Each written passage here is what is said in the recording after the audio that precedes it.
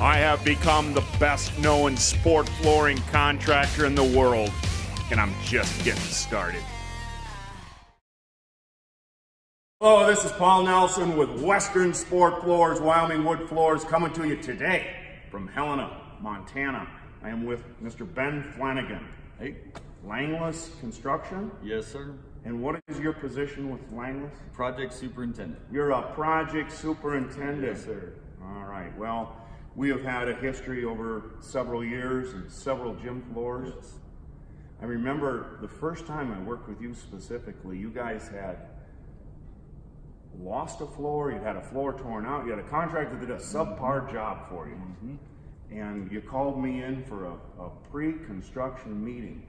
Correct. With a couple of your big bosses. Yep, correct. And you kind of put the screws to me. Yep. We did our homework. We weren't messing around. Well, I'm very confident that Langless is going to have some pretty successful gym floors going forward based on the level of competence that you have there. Absolutely. Putting in a successful gym floor is really a partnership between the subcontractor and the general contractor. There's things I can control and there's things I can't control. And Ben, you've done such a fantastic job of it. I've been waiting a couple of years to do this video with somebody. We were scheduled to come in this week and you sent me a picture late last week, said here's my gym. All overheads have been done. All painting has been done. The concrete has been swept. Everybody's out of the room. I'm going to shoot anybody that walks into that room before you get there. Absolutely. Hallelujah. We did let the kids in for a little bit. Well, basketball. That's okay. Whatever. They were out when we got there. That's right. What we care about. So there's a few things that have to be done, and there's a process that has to go through. And Ben understands this process so long that we don't even need to talk about it anymore.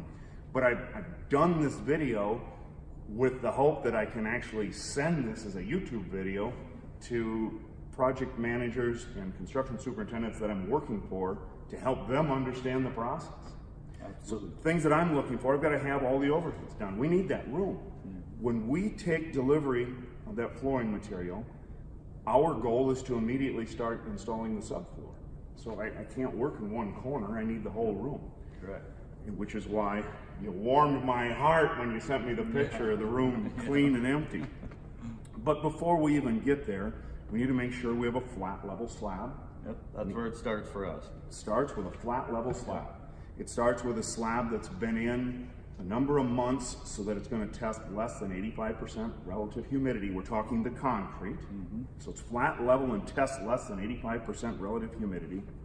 All the overhead work is done. When we go around at our doorways, and you guys are pros at this, you call ahead of time. How high was that floor system again that you're installing? It's 2 1/8 inch, Ben. Yep. And guess what? We come in with a tape measure and they're not perfect, but they're dang close. Yep. The threshold will take up just a little bit. Exactly. But you understand that And process. that starts back at the slab. That we're verifying that. Me and my team here pouring concrete, you guys aren't even thinking about the job because you're a year later. So that's when the phone calls start. That's when I first called you here on this project. I do remember. Then keeping that room at 65 to 75 degrees Yep. And a relative humidity of 35 to 50%. Yep.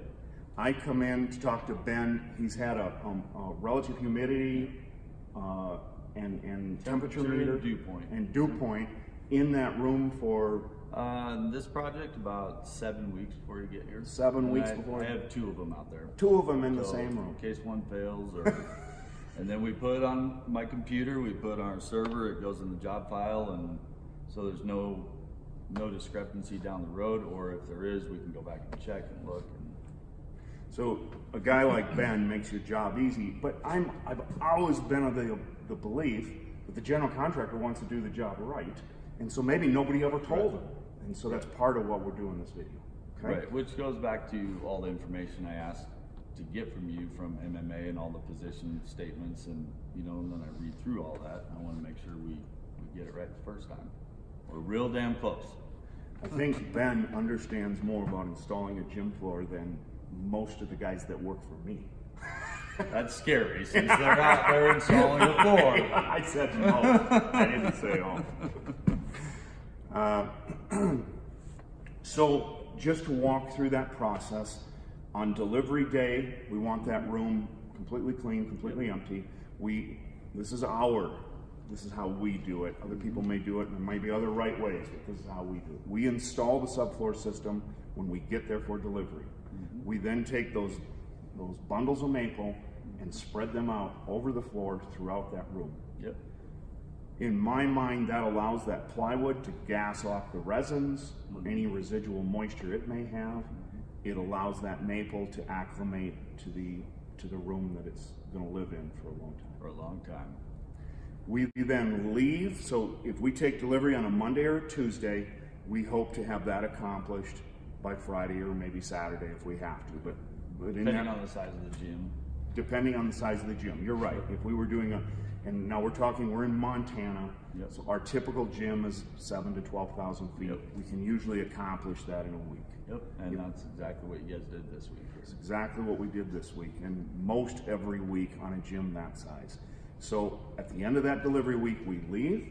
We're going at least a week, maybe 10 days. We come back, and during that time, a guy like Ben, guess what? You got your own wood moisture meter, don't you? Yep, I do. We carry it around, and we're doing the checking and monitoring everything, and we're communicating to make sure that when you guys do, in fact, come back, that wood is ready to go, and we're within spec where you need to be, and the gym itself is within spec.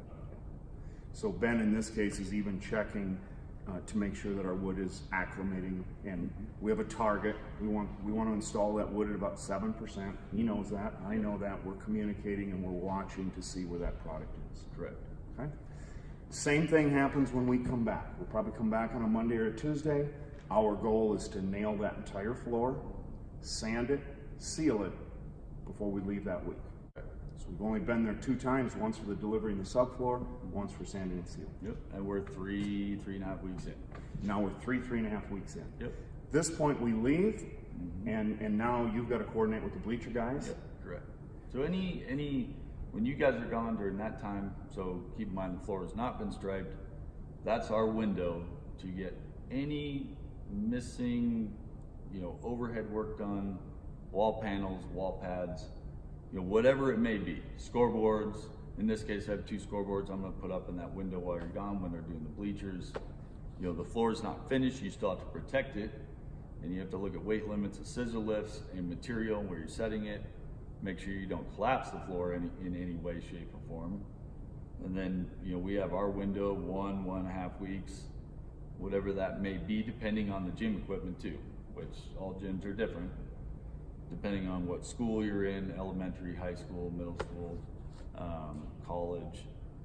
Yeah, so then after that, then we'll come back, clean that floor up, bleachers are in, all overheads are completely done at that point, and we will paint on the game lines, the logos, and complete the finish on that project. And hopefully, at that point, the only thing that's going on in that building really is punch list items. That would be our hope. That's ideal. Ideally.